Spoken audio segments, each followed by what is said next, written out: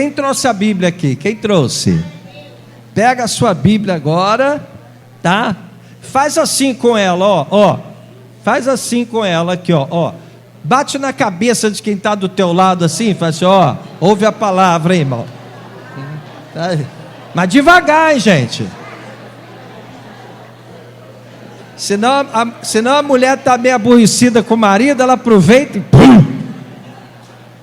Ou preocupada, né? E que o marido ouça a palavra, ela tum! Repreende na palavra. Louvado seja o Senhor. Nós vamos agora meditar na palavra do nosso Deus, né? E eu queria que você abrisse a sua Bíblia no Evangelho de Mateus, capítulo 17. Nós vamos ler do verso 14 ao verso 20. Mateus, capítulo 17, do verso 14 ao verso 20. Acharam? Eu estou utilizando a Bíblia NVI, tá?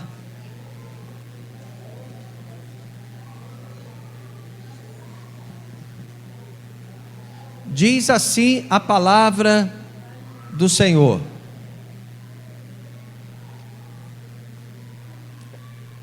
quando chegaram onde estava a multidão, um homem aproximou-se de Jesus, ajoelhou-se diante dele e disse: Senhor, tem misericórdia do meu filho, ele tem ataques e está sofrendo muito, muitas vezes cai no fogo ou na água.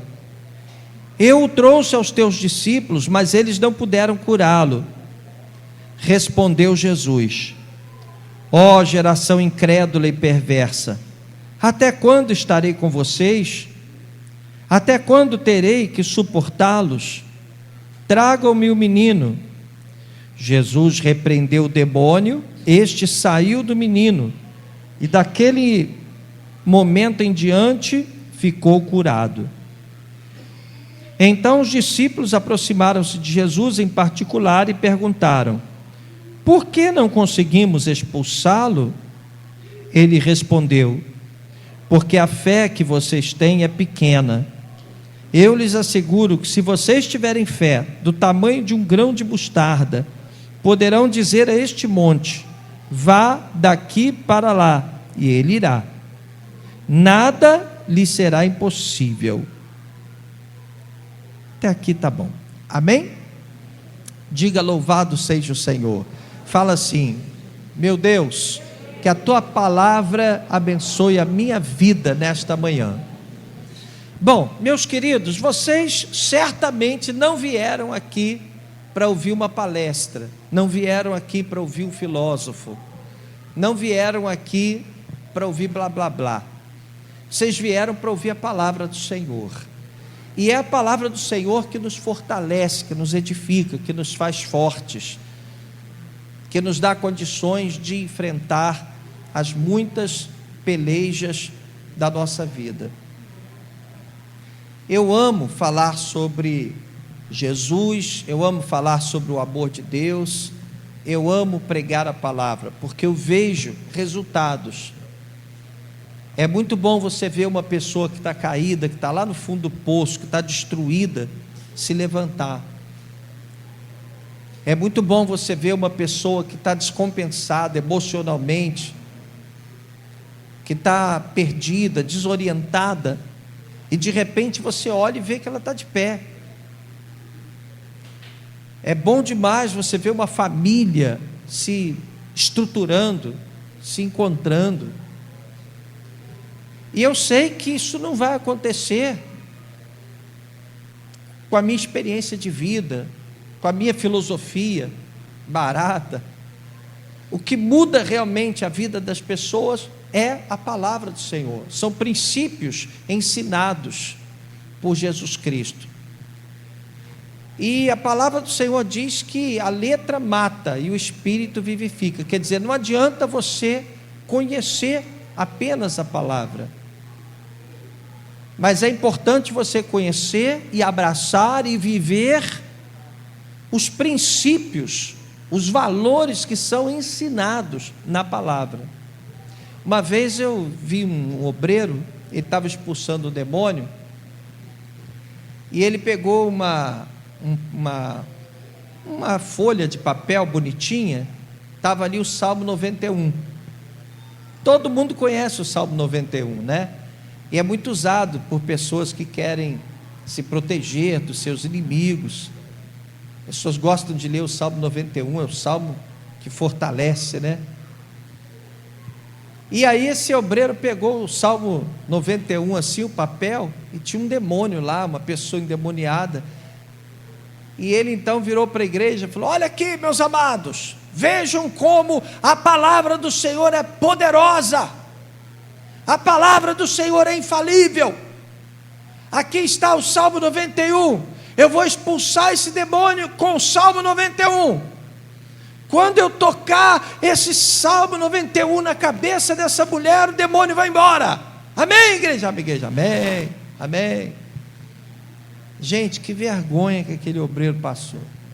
Porque quando ele tocou o Salmo 91 na cabeça do demônio, a mulher tomou na mão dele e comeu. Né? Porque na verdade, não é o papel que tem poder. Não é a letra, não é o papel, não é a tinta, não é o material gráfico que tem poder, mas os princípios que são manifestados, que são expressos na palavra do Senhor. Quer dizer, por isso que eu gosto muito de pregar em cima de princípios, em cima de valores. Eu não gosto muito de pregar, por exemplo, em cima de ilustrações. Eu sei que as ilustrações ajudam as pessoas a entenderem a palavra. Eu não gosto muito dessa preocupação que às vezes o pregador tem, de ficar mostrando que tem conhecimento da palavra. Então ele acaba pesquisando com antecedência e traz um monte de citações filosóficas, teológicas, como disse Spurgeon, como disse fulano de tal, como disse Scofield, sabe? E isso acaba complicando muito. O importante são princípios, são valores. A palavra do Senhor é muito simples, ela é fácil de entender. Então eu procuro sempre lidar com esse limite.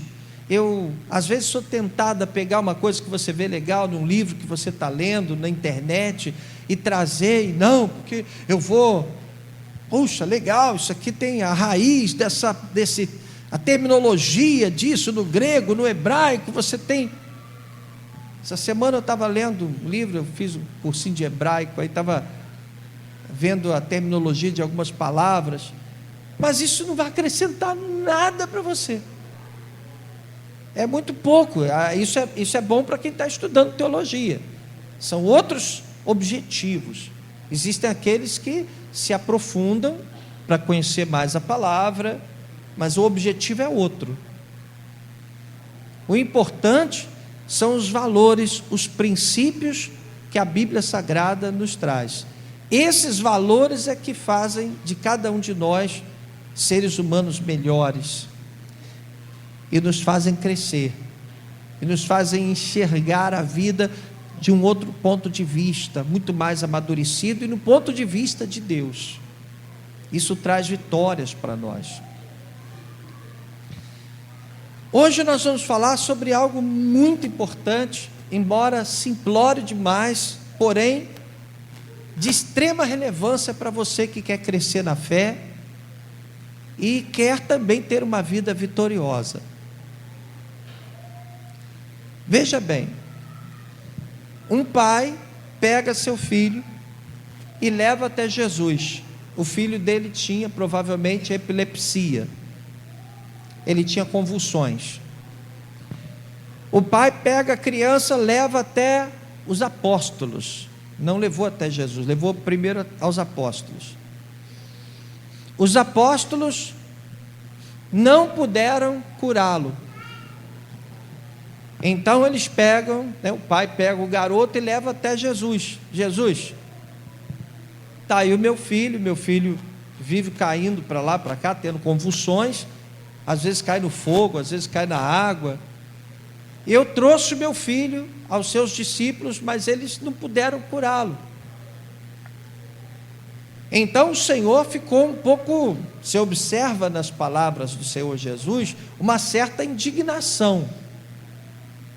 Ele disse: até quando estarei convosco? Como se Jesus estivesse dizendo: pô, vocês estão comigo todo dia e não aprendem? Vocês estão andando comigo para lá e para cá e não dão uma dentro? Não aprenderam nada? Não foram capazes de fazer uma coisa tão simples? Expulsar um demônio? Jesus ficou meio bravo. Você observa no texto bíblico que nós acabamos de ler. Claro, ele cria uma expectativa em torno de cada um de nós.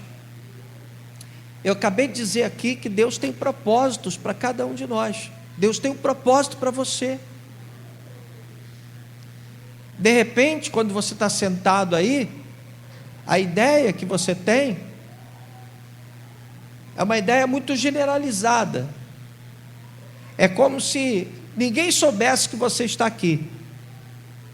Você está aí, está sentado no meio de um monte de outras pessoas, então você está meio que camuflado aí no meio da multidão. Mas Deus, Ele sabe exatamente quem você é. E Ele sabe exatamente quem você é lá dentro, lá no seu coração. E Ele conhece até o seu interior. Ele sabe até quantos fios de cabelo estão na tua cabeça. Ele sabe quais são os seus sentimentos, quais são os seus pontos fracos, quais são os seus pontos fortes. E Ele tem propósitos específicos para a sua vida. Então Ele traz você, mas Ele cria toda uma expectativa em torno disso. Ele olha para você e cria uma expectativa. Ele espera de você alguma coisa. Talvez seja alguma mudança que você, na sua simplicidade, vai conseguir provocar dentro da sua casa. Talvez você seja a pessoa que Deus vai usar para salvar teu marido, salvar teu filho, salvar tua esposa. Eu não sei, mas Deus sabe. Deus cria expectativas, e naquele dia os discípulos estavam frustrando as expectativas do Senhor Jesus, tanto que Ele se mostrou irado. Ele disse: poxa, até quando eu vou estar com vocês?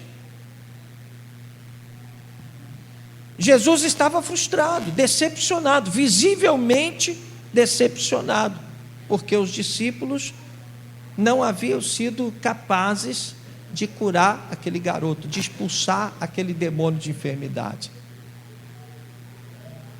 Você entende? Então, a pergunta que eu faço nesta manhã é a seguinte: quantos estão aqui? Quantos de vocês, quantos de nós, quantos estão aqui hoje que estão aguardando um milagre, mas o milagre não aconteceu? Quantos estão aguardando um milagre, ou seja, algo abstrato, pode ser algo assim, bem abstrato, algo que pode mudar a sua vida.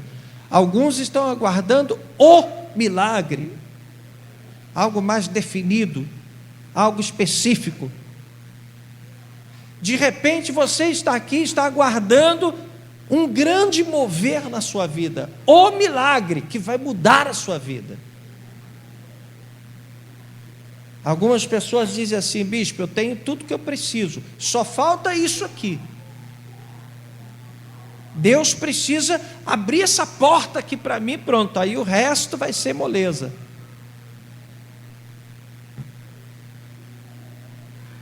A questão é, até que ponto esse milagre não aconteceu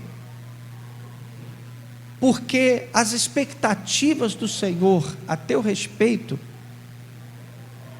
estão sendo quebradas. Ora, nós sabemos que Deus pode todas as coisas.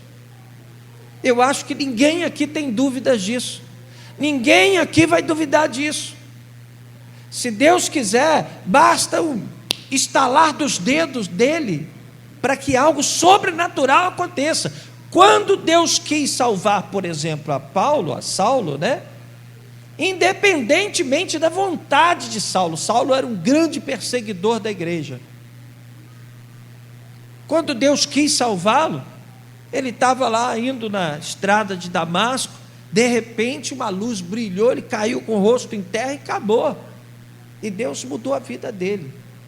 Ele que era perseguidor, passou inclusive a ser perseguido pela igreja, por causa da igreja. O que é impossível para Deus? O que é impossível? Se você para pensar, seus desafios parecem ser tremendos.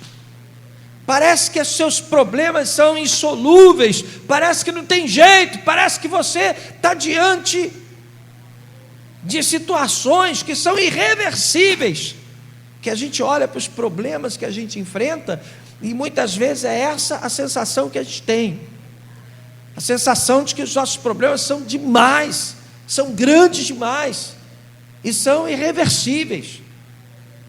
Mas a palavra do Senhor diz o quê? Agindo eu, quem o impedirá? E aí de repente o Senhor Jesus diz para aqueles homens: olha, vocês não foram capazes de curar esse garoto, vocês não foram capazes de expulsar esse demônio, por causa da pequenez da fé de vocês, porque vocês não têm fé. Entenda, vocês poderiam ter expulso esse demônio, e poderiam ter curado esse garoto, e poderiam ter feito muito mais coisas, porque pela fé, você pode dizer a este monte: passa daqui para colar, e se não houver dúvida no teu coração, o monte vai passar daqui para colar. E o Senhor Jesus ainda completa: e nada vos será impossível, e nada. Você percebe de repente que, analisando no ponto de vista da fé, aquilo que parece um grande desafio, um enorme desafio, um desafio intransponível, passa a ser algo tão fácil de resolver, porque Jesus disse que pela fé nada é impossível. Então nessa altura você está pensando assim: poxa, meu problema não é nada. Não é nada mesmo. Ele pode ser muito intransponível aos teus olhos, ele pode parecer muito impossível para você, mas quando Deus decide, então ele se torna fácil, porque quando Deus chega, ele chega chegando. Quando ele resolve, a surpresa é grande. A questão é fazê-lo agir na tua vida, porque quando ele age, ninguém pode impedir. Você está entendendo o que eu estou falando? Sim ou não? Nós estamos falando de uma igreja forte, nós estamos falando de uma igreja estruturada, nós estamos falando de pessoas felizes, nós estamos falando de um arraial em festa. Nós estamos falando que Deus tem projetos grandes, projetos tremendos para a nossa vida, porque nós somos o povo de Deus, nós somos os eleitos do Senhor. Você é um eleito do Senhor, você não está aqui por acaso, você não acordou de manhã, repito, nesse domingo chuvoso, e veio para cá por acaso. Há um mistério nisso tudo. Eu não estou aqui pregando a palavra por acaso. Quando Jesus me resgatou de volta, eu estava embriagado, eu já disse isso aqui. Eu estava na companhia dos meus amigos, embriagado, passando mal de tanto beber. E o Senhor foi lá e determinou e disse: eu quero você, essa não é a vida que eu quero para você, eu quero mudar a sua história. E eu fui capaz de entender isso. E o que parecia ser tão impossível aconteceu assim, e Deus começou a abrir portas, e começou a me honrar, a me abençoar. Então, quando nós utilizamos a fé, quando nós aprendemos que a fé é uma arma poderosa que nos foi confiada, então nós passamos a agir pela fé, a usar a fé, e pela fé nós começamos a ver respostas na nossa vida, nós começamos a viver vitoriosamente, porque a vontade de Deus não é que você tenha uma vida mesquinha, de fracassos, de ansiedades constantes, de tristezas constantes, insegurança, medo. Deus não quer isso. Ele foi taxativo, ele disse: olha, vamos deixar uma coisa bem clara, eu quero você por cabeça, eu quero você por cima e não embaixo. Deus deixou claro, Deus deixou claro em sua palavra: olha, eu sou o teu pastor, eu não vou deixar faltar nada para você, eu vou te levar a pastos verdejantes. O Senhor deixou claro o que Ele quer para a tua vida, Ele quer te honrar, Ele quer você por cima, Ele quer você feliz. E como é que nós conquistamos isso? Através da fé. A fé é um instrumento poderoso que nós temos na mão, que nos conduz, quando nós passamos a viver pela fé, e por isso a Bíblia diz que o justo viverá pela fé. Agora, vou dizer uma coisa para você, e aqui nós estamos chegando ao ponto mais importante desta palavra hoje. O que é que o inimigo faz quando ele quer destruir você? Eu já não digo a pessoa que está lá fora, pessoa que está sem cobertura de oração, que está sem a proteção de Deus. Aquelas pessoas, infelizmente, o inimigo tem maior acesso. Mas eu estou falando da igreja, estou falando das pessoas que estão aqui nesta manhã, estou falando da minha vida, estou falando da sua vida. Nós estamos falando de coisa real, coisa prática. O que o inimigo faz para impedir que você seja feliz, que você cresça, que você prospere, que você tenha paz, que você consiga alcançar os seus objetivos? Ele abala a sua fé.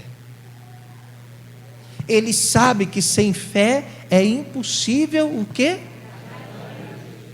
Sem fé é impossível agradar a Deus.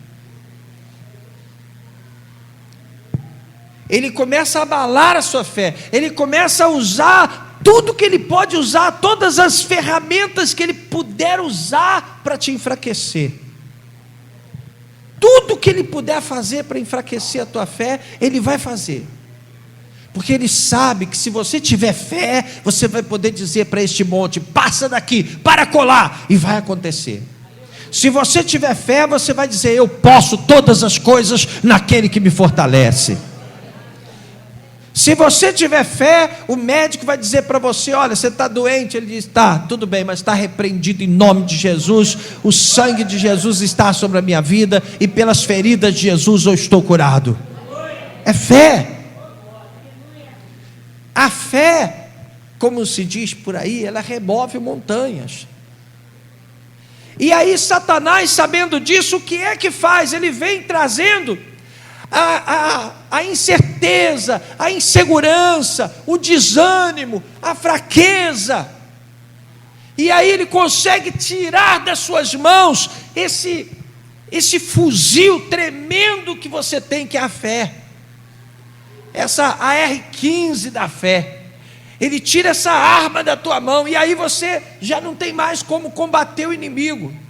E note bem, nós não estamos falando para quem está lá fora, nós estamos falando para quem está na igreja. De repente você vem para a igreja, mas a sua postura, quando você se depara com algo difícil, com uma situação complicada, é uma postura de quem não tem fé. Pegaram Daniel: olha só, vou te julgar na cova dos leões. Amém, pode julgar. Ele sabia que o leão não ia matá-lo. Pegaram lá Sadraque, Mesaque e Abednego, vão julgar você na fornalha de fogo. Pode julgar. O meu Deus em quem eu creio vai me livrar dessas chamas. E acabou. É fé. É certeza. É confiança nas promessas do Senhor. É você saber que o que nós aprendemos aqui nesta casa de oração, por isso eu comecei falando sobre isso, não é uma filosofia de vida, não é paz e amor, não é uma coisa humana. A palavra que eu tenho vos pregado aqui na Igreja da Conquista é a palavra do Senhor, e essa palavra nunca voltará vazia. Essa palavra sempre vai se cumprir na sua vida. E se essa palavra diz que você é mais que vencedor, então o que você é? Vai acontecer o que a palavra do Senhor diz que vai acontecer. Esta é a nossa fé.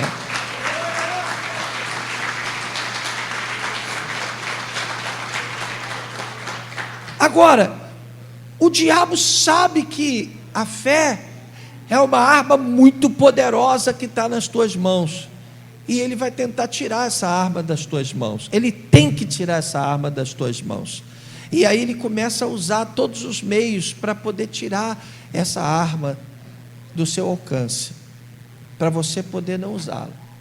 E sabe o que é que ele faz? Quer dizer, ele sabe que o que mais mantém a sua fé acesa chama-se conexão. O que acontece com o ferro elétrico se você desconectar a tomada? Ele esfria. E se nós sabemos disso, Satanás também sabe. Você quase caiu da cadeira.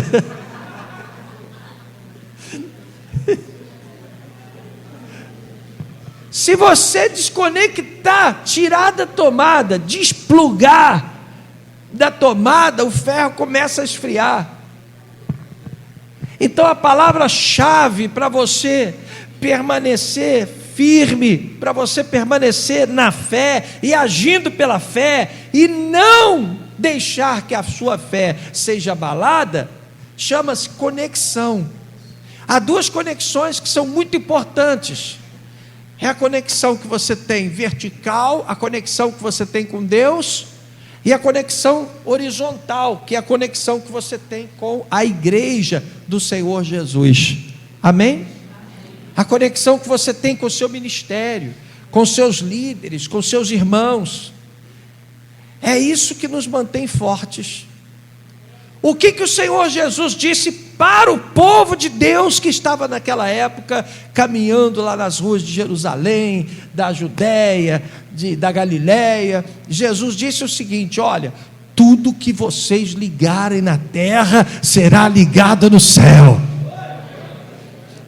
mas tudo que vocês desligarem na terra será desligado no céu.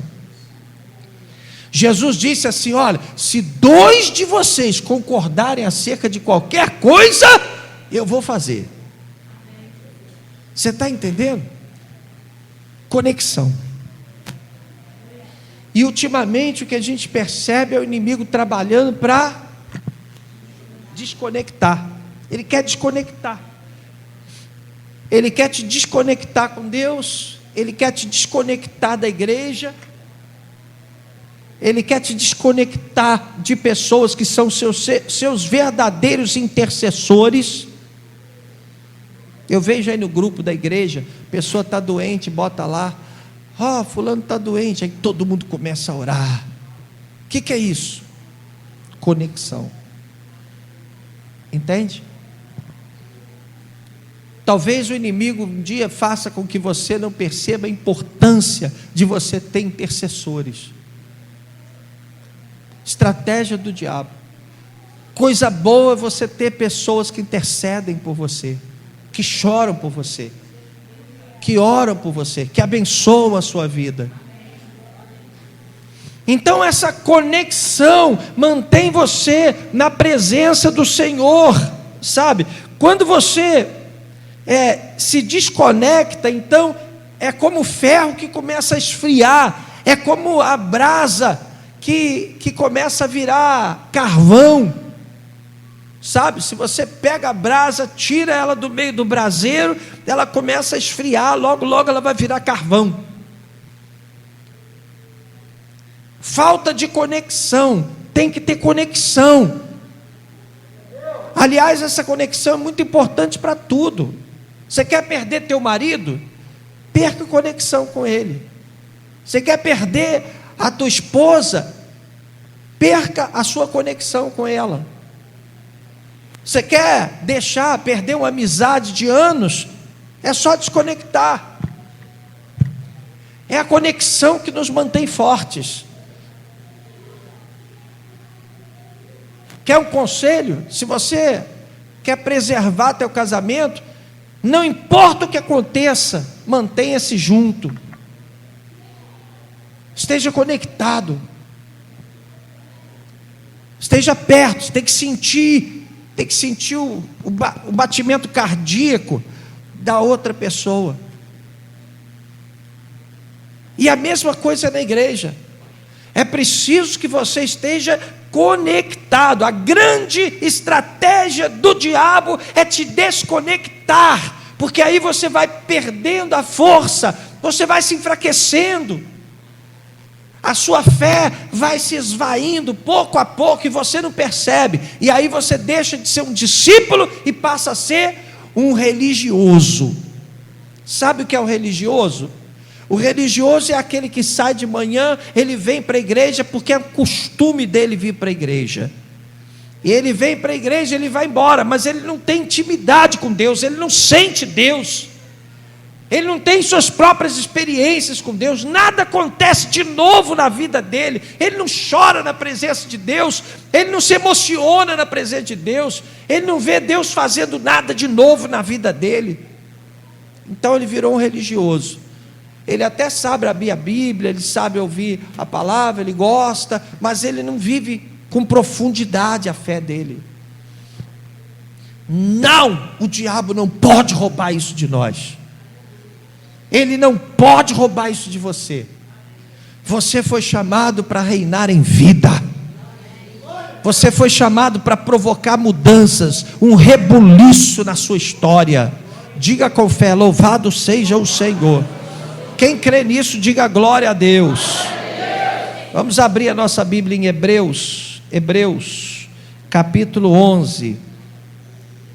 Hebreus capítulo 11, nós vamos ler do versículo 32 ao 34. Hebreus capítulo 11, verso 32 ao 34. Glória a Deus, louvado seja o Senhor Jesus. Diz aqui a palavra do Senhor: que mais direi? Não tenho tempo para falar de Gideão, de Baraque, Sansão, Jefité, Davi, Samuel e os profetas, os quais pela fé conquistaram reinos, praticaram a justiça, alcançaram o cumprimento de promessas, fecharam a boca de leões, apagaram o poder do fogo e escaparam do fio da espada. Da fraqueza tiraram força, tornaram-se poderosos na batalha e puseram em fuga exércitos estrangeiros. Amém? Olha o que a fé faz conosco. Olha no que nos torna a fé. Amado, esteja conectado. Faça assim, faz assim, faz isso. Agora, dá a mão à pessoa que está do seu lado, dos dois lados, dá. Isso, tá? Primeiro assim, tá? Agora assim, tá vendo? Olha para a pessoa que está do seu lado, ela é uma intercessora sua. Você e ela juntos são muito mais fortes, né? Todos unidos na mesma fé, nós somos muito mais fortes, somos indestrutíveis. Amém? E aí nós vamos provocar revoluções na nossa vida. E a pergunta que eu faço para você nesta manhã é a seguinte: o que você acha que Deus quer fazer na tua vida? O que você acha que Deus precisa fazer na tua vida? Eu vou preparar meu pedido de oração, eu vou orar, vou pedir muito a Deus. Deixa eu te dizer uma coisa: esteja conectado com Deus, mantenha-se firme na presença do Senhor, e você não vai nem precisar pedir, porque o Senhor, Ele sabe o que você precisa, Ele vai te dar, e Ele vai fazer além do que você espera. Ele é fiel para completar a obra que Ele começou na tua vida. Oh, glória a Deus! A alegria do Senhor é a nossa força. Receba isso, meu irmão. Saia daqui hoje sabendo que você é um eleito, é um escolhido, é um abençoado de Deus. Saiba que Deus te escolheu para vencer. Talvez você esteja sendo perseguido, talvez você já tenha escutado muitas vezes as pessoas dizerem que você não vai conseguir, que você não é boa no que faz. Talvez você tenha muitos motivos para olhar para trás, para não acreditar em você mesmo. Mas vou dizer uma coisa: você deve ser muito especial, porque Deus escolheu você, e Deus te trouxe e colocou aqui na Igreja da Conquista, porque Deus tem planos de vitória para a tua vida. Quem recebe essa palavra, dá glória a Deus. Diga para a sua direita, para a sua esquerda: Deus tem planos de vitória para você. Deus tem projetos maravilhosos para a tua vida. 2020 vai ser o melhor ano da nossa vida. 2020 Deus vai fazer coisas tremendas acontecerem na nossa vida. Essa tem que ser a sua fé, essa tem que ser a minha fé, essa tem que ser a fé do irmão que está do teu lado, essa tem que ser a nossa fé. O mundo pode estar de cabeça para baixo em 2020, mas nós somos mais que vencedores em Cristo Jesus. Deus sempre nos conduz em triunfo. Diga: louvado seja o Senhor Jesus.